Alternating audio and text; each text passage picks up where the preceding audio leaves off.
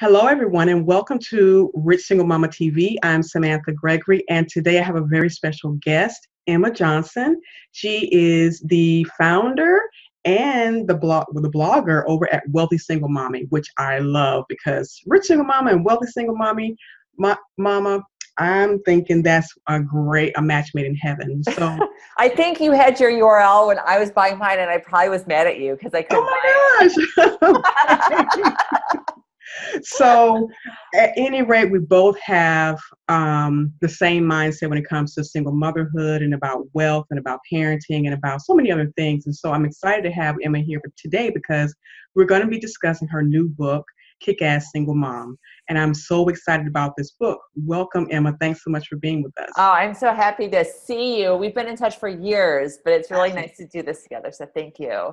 Oh, absolutely. Absolutely. Now, Emma, she is an award-winning journalist. She's a personal finance writer. She's been on so many platforms. I won't even try to name them, but when you go to her website, wealthysinglemommy.com, you'll see everywhere that she's been, and she gives some amazing advice. And so, Emma, tell us a little bit about yourself. I was reading the intro in your book, but your story really resonated with me. So just tell us about yourself.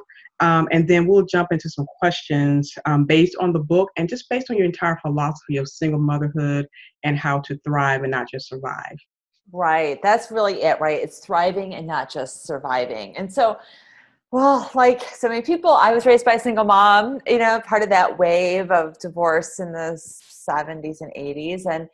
And my mom, she's an educated middle-class woman, and she really did a lot of awesome things with my brothers and me. We really had anything we needed. We had the help with the homework, and we had high expectations that we'd go to school and college and the extracurriculars and everything. But money was always the issue.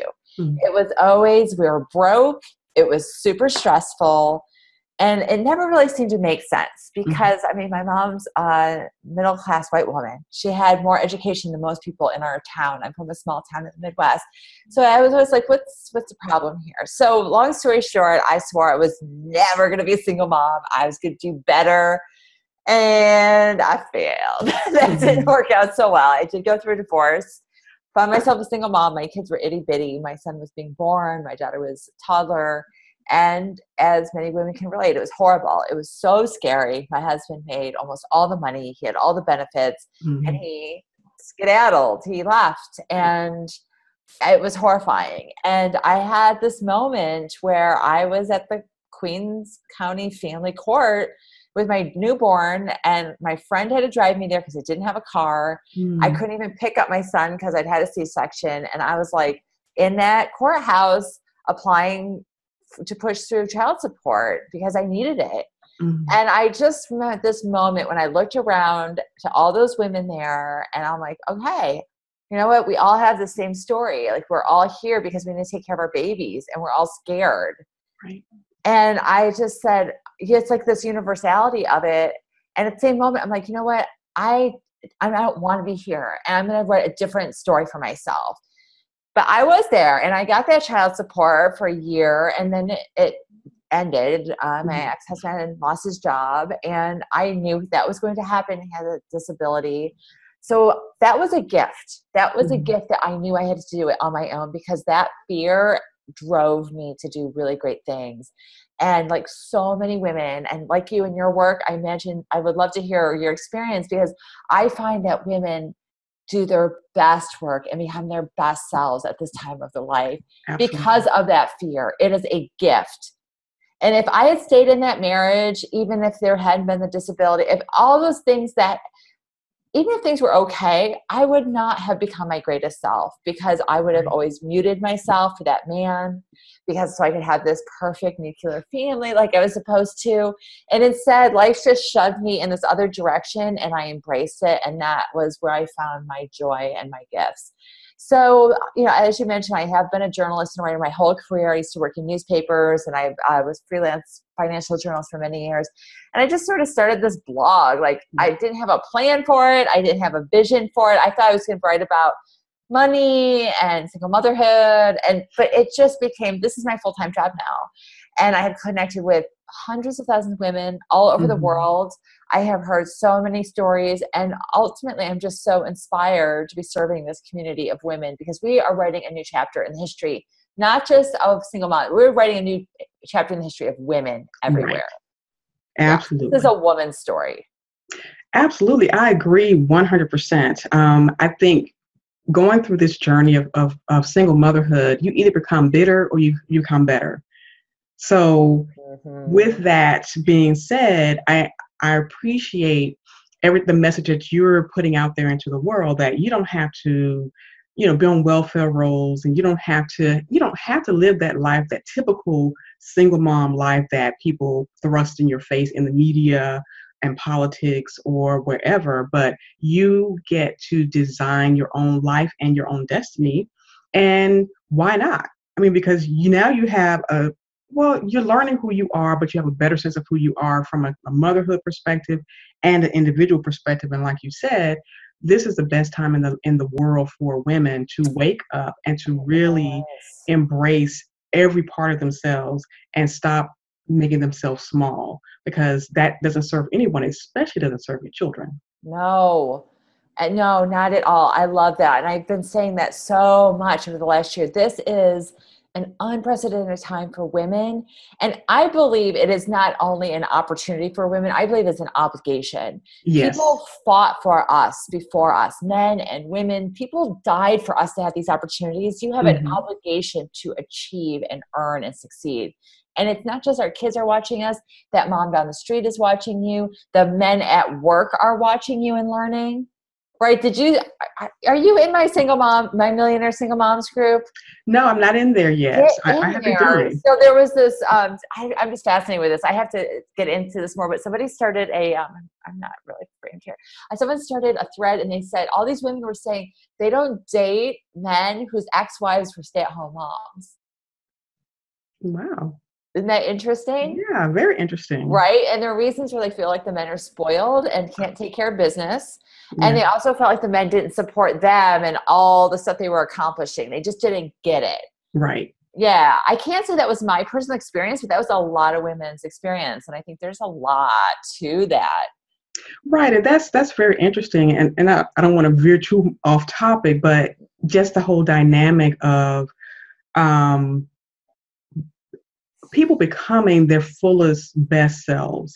And it's hard to become that when you're using someone else as a crutch. So if you're a man who had a wife who stayed at home and was doing everything for you, and then you're, for whatever reason, back out into the dating world, why would someone who has become independent, they're thriving in their lives, they're reaching the highest level of achievement that they can, why would they want to be with someone who can kind of stifle them because they're wanting to be the center of attention? And so I can understand why women would say that. I probably would myself. So my experience was a little different, has been different, that I live in New York City, and there's a lot of that because there's a lot of affluence and professional success here. And so there are a lot of men who are divorced. They had stay-at-home wives because they could afford it. Right. And that's a certain demographic, but they're so bitter because those guys are paying child support and alimony out the wazoo, and they're so angry about it. And they're like, she didn't deserve it. She should earn her own money. And I support that. So they really like what I have going on because I'm not dependent. But they don't. I remember this one guy. He was not too far along in his divorce, and he was very successful, and would be complaining all the livelong day about that he paid his ex-wife $10,000 a month. Wow. And I was like, she needs to get a job. But at the same time, I would be like, I'd say things to him. I'm like, you know what? Though I support your anger, though your career did benefit from everything she did. Exactly. And he would be like, huh? What? And I'm like, all right, next. Right. It's hard to see the forest for the trees when you have on your cracked rose-colored glasses or whatever, and the perspective is so skewed.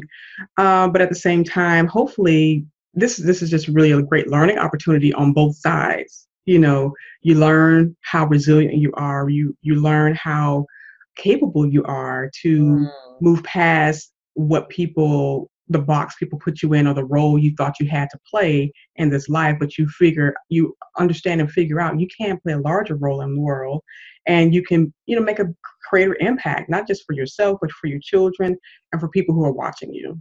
Yes. Yeah. Women surprise themselves. They Right. thought they knew what they're capable of, and it's always more. It's always so, so much more. Yeah. Exactly, which brings us to Kick-Ass Single Mom. You know what I have right here? I have a copy. Yes, Coming out October 17th, the Kick-Ass Single Mom. great, absolutely wonderful. So I started reading the book and I love it.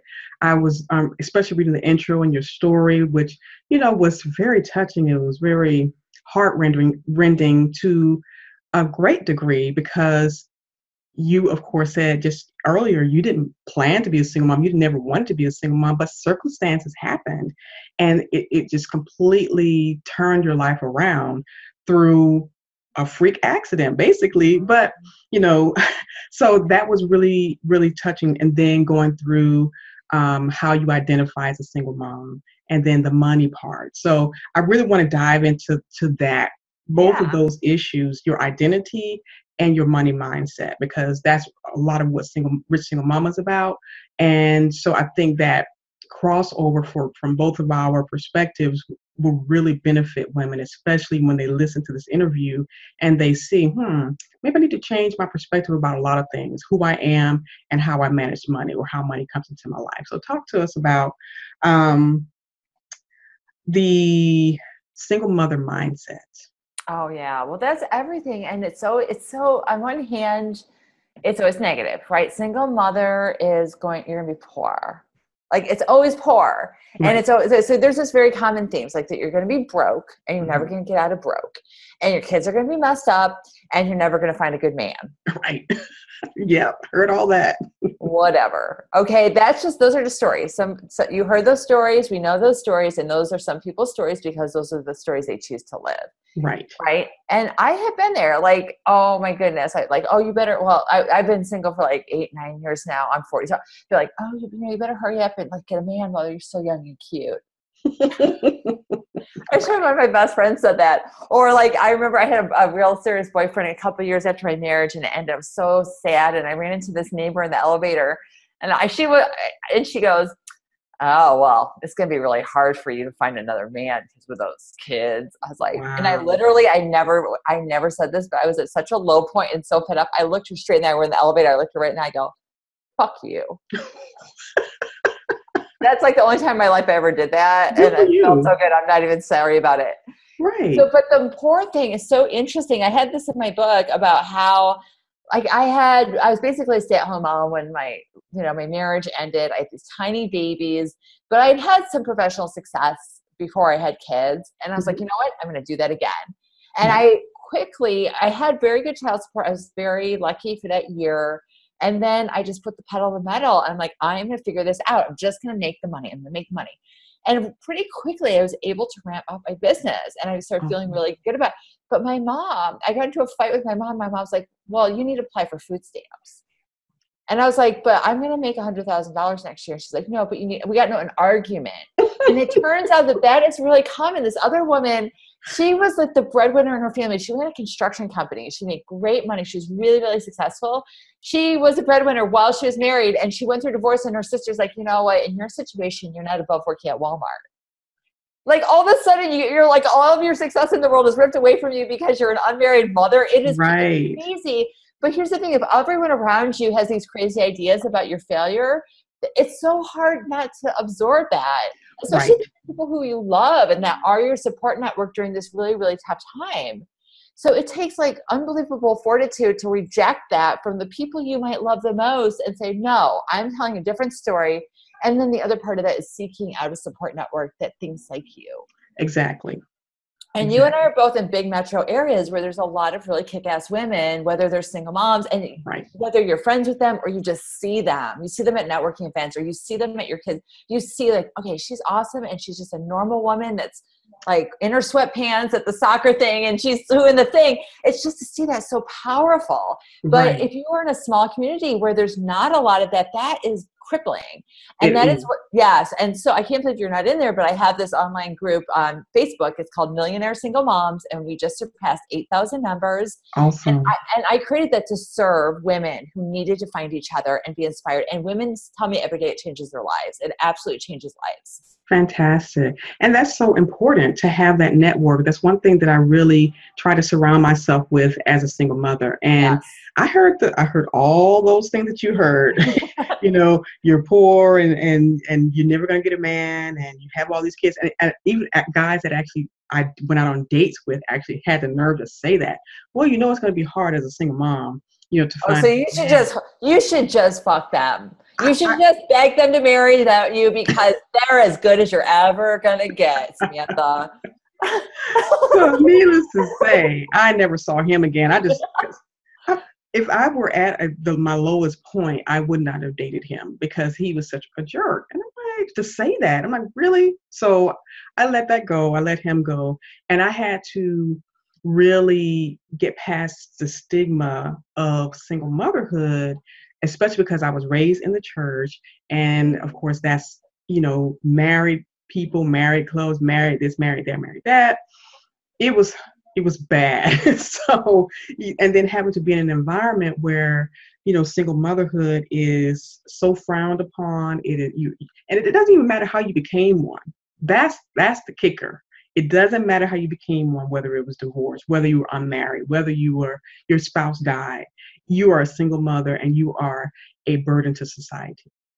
Right. And there's a lot of political messages, especially in the 80s and 90s. And it was I pick it apart in my book, like all these Republican, conservative a-holes, and they have all this just crap, and I just pick it apart because statistically it's always inaccurate. It's always wrong, but it becomes part of our public, our vernacular about how culture sees us as single moms and then how we start to see ourselves.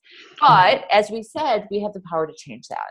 Absolutely. I actually wrote an article on my blog some years ago called "Will the Real Welfare Moms Stand Up, Please?" And I was just pointing out how the politicians get way more government funding than a welfare mother ever does or ever would.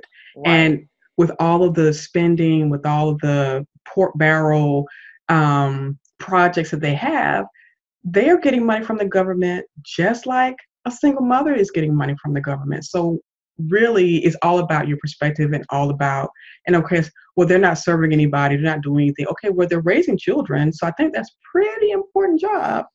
So I just really had to, like you said, tear that apart and really redefine that whole argument, that language that they were using to make us as single mothers feel like we're the scum of the earth and that all our kids are going to become criminals and all. I'm like, really?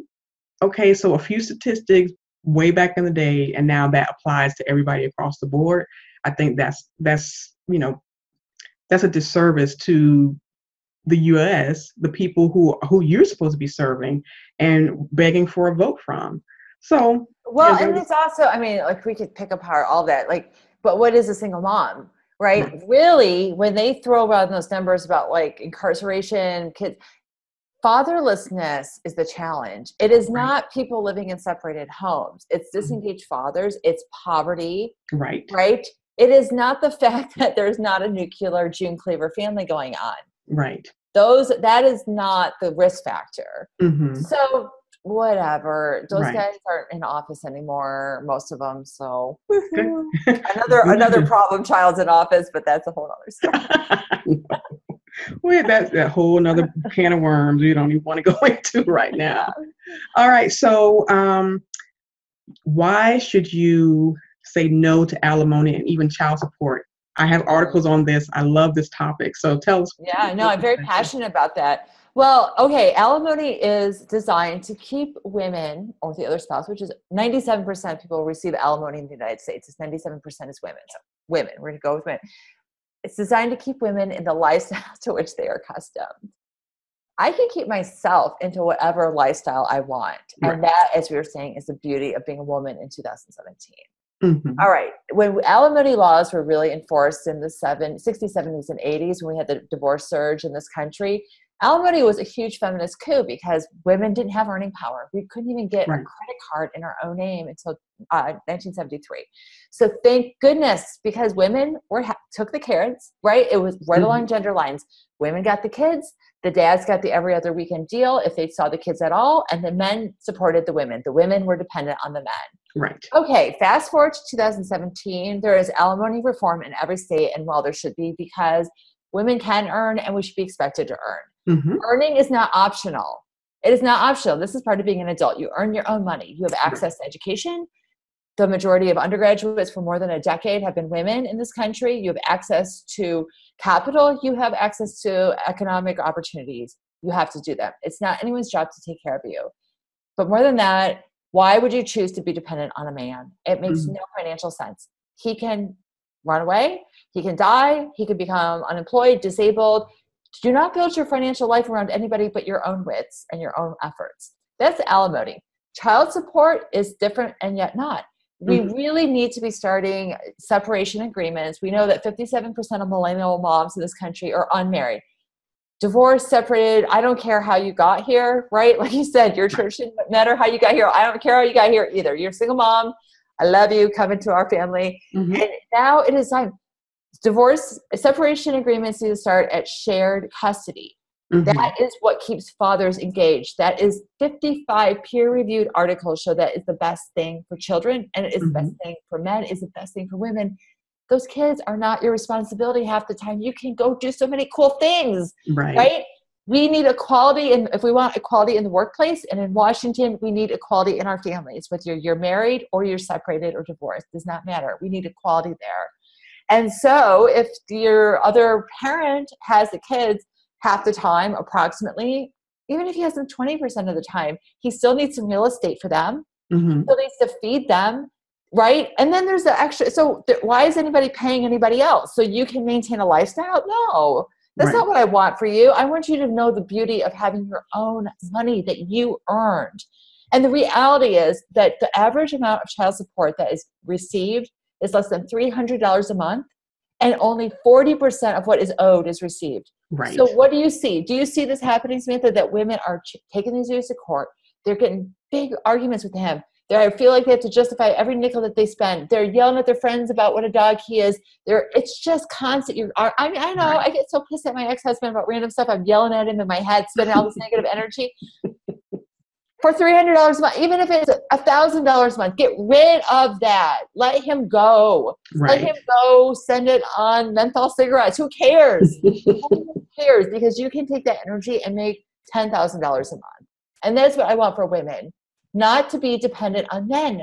To make your own money, to make your own destiny is what we need as individuals, and it's what we need collectively as women. Absolutely. I agree 100%. And I've begged, I've pleaded, I've fussed at, I've argued with women. I'm like, stop depending on these men to give you money, because what they give you can't even begin to keep you in a lifestyle you become accustomed to. They barely pay for milk, for most women. And so it's like, why are you limiting yourself, and why are you spending so much energy on fighting these people who cannot, will not, is not even truly obligated to give you anything? Let them take care of their kids. If they choose not to, then you go make your own way. You can earn so much more by turning that energy into something positive for yourself and for your family and for your kids than you would ever make or get with child support. So stop already, But even when the dollars are larger, women hold themselves, and the guys do too. They hold it like, well, I'm not going to go for that promotion. Women have told me they turn down promotion and raises because they won't qualify for child support anymore. Oh my gosh. And sometimes in the short term, the numbers might make sense, but in the long term, you are making yourself so small and dependent, and I don't want that for you. Right. And it's harder to set goals for yourself because you're depending on that small amount of money. So you don't really see the bigger picture or the larger, the more you can earn. I mean, by taking some courses, going back to school, asking for a promotion, switching jobs, and like you have in your book, updating your resume, talking to people and networking and getting in a better position. Because I was thinking, if I had depended on child support, if I had waited for people to do the right thing, then I never would be at the level of earning power that I'm at right now. And I would still be miserable, crying in my tea or my coffee or whatever, complaining to my friends. And instead of my friends saying, wow, what a great job you're doing, even my married friends, they're like, wow, where are you now? You're doing what now?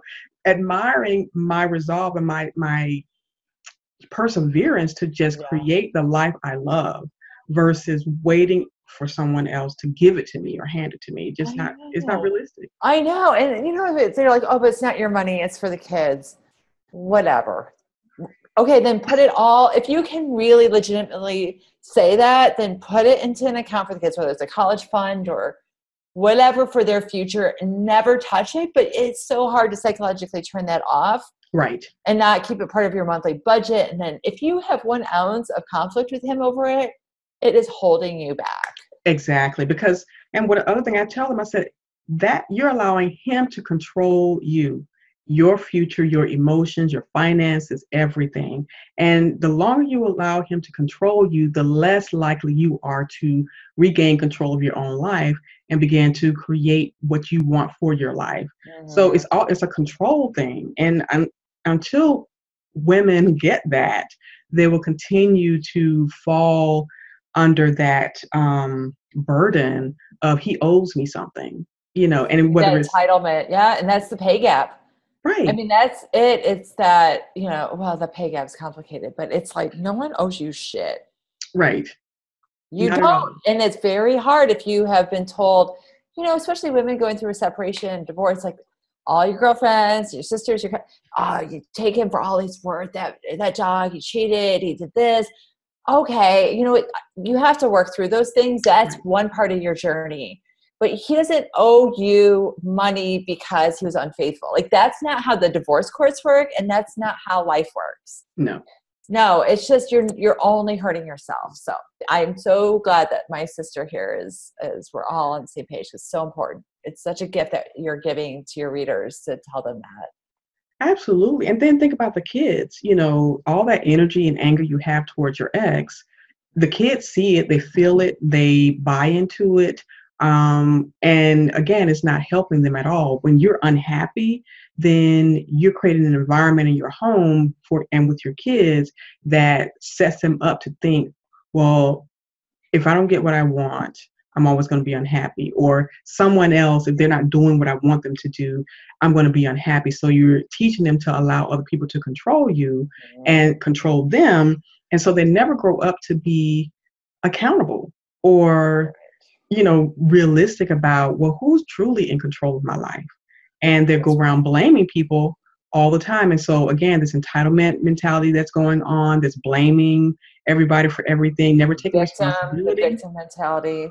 And that's a problem, because it's the whole idea about who is a single mom. It's so, do you see this? Like on my things, people get into these big arguments with each other about who gets to call themselves a single mom.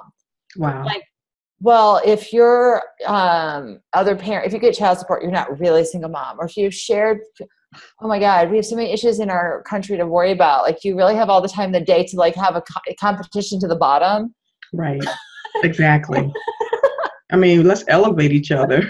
Yeah. Okay. You're a single mom. You're not. Like, let's move on. Let's have something more interesting to talk about. But yes. Okay. So that's it. So that's my feelings about what women are capable of. It's because there's often the message from men about like, you don't deserve my money. Well, who cares? Right. I'm saying I want to give you the gift of what it feels like to be independent. Mm-hmm. So delicious. It feels so amazing. Yes, absolutely. So the last thing I wanted to chat with you about was outsourcing. One of my favorite topics too. Yes. So how can a single mom do that? And why is it important? And what are a couple of tips that they can start to implement, to outsource some things so they can be happier? Well, one of my favorite quotes is, no one ever became wealthy without outsourcing. You just can't do it all. And why should you? No one's built a business or run a community or whatever by themselves. That's insane. So why do you think you can build an amazing big life all by your lonesome? And also there's this thing where there's a sense of like women are like punishing themselves. And I feel like there's a sentiment that comes from their surroundings that like you failed or you got yourself into this situation. And so I want to hear you complain about how exhausted you are because you get what you deserve. Right. Yeah. Well, whatever. Life, everyone's going to mess up or like life happens. Like, let's let that go. So outsourcing, it comes down to risk because women get stuck in this thing. Well, okay, I can't take this job because I don't have childcare and I can't afford the childcare because I don't have the job. Mm-hmm. All success requires you take risk. And the risk might be that you pay for childcare that you don't have covered yet by the income, but you cannot make the income without the childcare. And then we started applying that to housekeeping. Well, what are you going to do? You're going to spend like 6 hours a week cleaning your house, or you're going to take those 6 hours. And most people with any level of professional career would make much more on an hourly rate if you apply that to your career. And the risk comes in that you might not get that money back this week. You might pay your housekeeper 50 or 80 or $100. You might not make that $100 back this week or this month or even this year, but you're investing those hours in networking, in more school, in working towards a promotion and whatever, because it will pay off. You have to, this is a long game. The single mom thing is a long game. And you have to think really big. And that's the other part of this is thinking big. Yes. It's not, women come to me and they're like, well, I have this career opportunity came up or real estate opportunity. And I just don't think I should take it because as a single mom, I should stay in my comfortable, miserable, low-paying job. No, single moms are poor. Why would you make a decision as a single mom? Like you're making a decision to be poor. You have to take the risk. And it's like, if you know anything, like even really basic about the stock market, risk pays off. The more risk you take, like there's going to be the more risk you take, the more you can gain. Mm-hmm. But there's going to be ups and downs. But risk in the aggregate pays off. Right. And you have to think big, and you have to think even bigger than you feel like you can afford to think because it works out. It's crazy, but it always works out. Yeah, absolutely. Well, thank you for that. Thank you. I think that's really important to consider, especially if you're running yourself ragged as a single mom because you're trying to do everything and be everything to everybody all the time. And I ran into that myself, and I finally said, you know what? You're killing yourself. You're going to allow all these obligations, these things that other people say you should be doing to run your life instead of taking time, pulling back and doing what you need to do for yourself, whether it's outsourcing, whether it's just saying, you know what, that just has to wait till another day. And then investing the time and energy into those things that's going to put you in a better position to make more money, to have more happiness, and to create more time for your children. I think that's the most important thing, at the end of the day. Well, that's where you and I might part ways because I think there's so much pressure on moms to spend so much time with their kids. And one of the most important studies that's come out in the last couple of years, I believe, is to the University of Maryland. They did one of these meta studies, and they looked at 35 other studies, and they found definitively that after age 2, it does not matter how many hours parents spend with their kids. And the pressure for women, that perpetuates this idea that stay-at-home moms are better moms, that our kids are going to suffer when women work. This keeps women out of the workforce, away from their potential, dependent on man, and less than ideal situations, including abusive situations. We know that 25% of women are going to be victims of domestic violence, and 100% of domestic violence victims also suffer financial abuse. Right. So when we tell women, we need to be spending more time, maximize time with kids, we're telling them, minimize your time on your career, yourself, your health, your spirituality, your hobbies, your relationships. No, you need to go out there, earn, achieve. We know that's what's best for children, mothers who are educated, achieving professionally, and have incomes. That's good for women, and it's best for our children. Harvard research, I could go off about this. And women, they are, like you said, our kids need to see us happy and thriving individuals. And then we spend a little bit of time with them, or as much time as you want.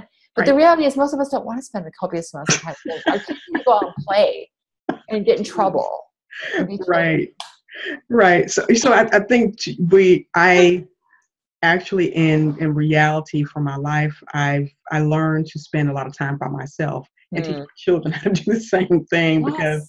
I'm like, I'm just not that mother. I'm not that mother who Most has women aren't. No, most of us are not. I thank you for saying that because I'm like, you're bored. Yeah, this is super bored. I cannot do pretend. Like when they're little, I'm like, I hate doing pretend. Now I'm like, do you not want to hear about every boring thing that happened at school today because it's super boring.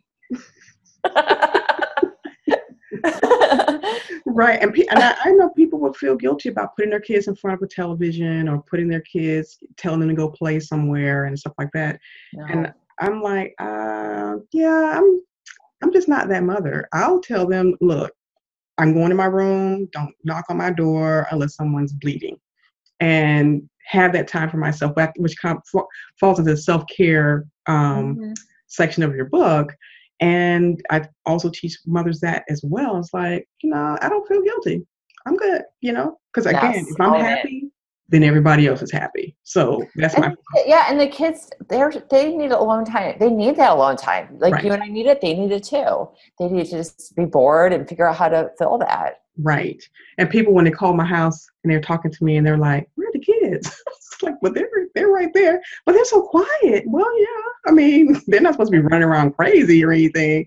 So, but again, it's about the standard you set for yourself and what you decide you want and how you want your life to look. Mhm. You can't fulfill everybody's dream or goal for you, or fitting yourself in these boxes and roles. You have to define it for yourself. And when you can do that, then again, we're all happier and feeling more secure, and life is fantastic. And you truly are a kick-ass mom.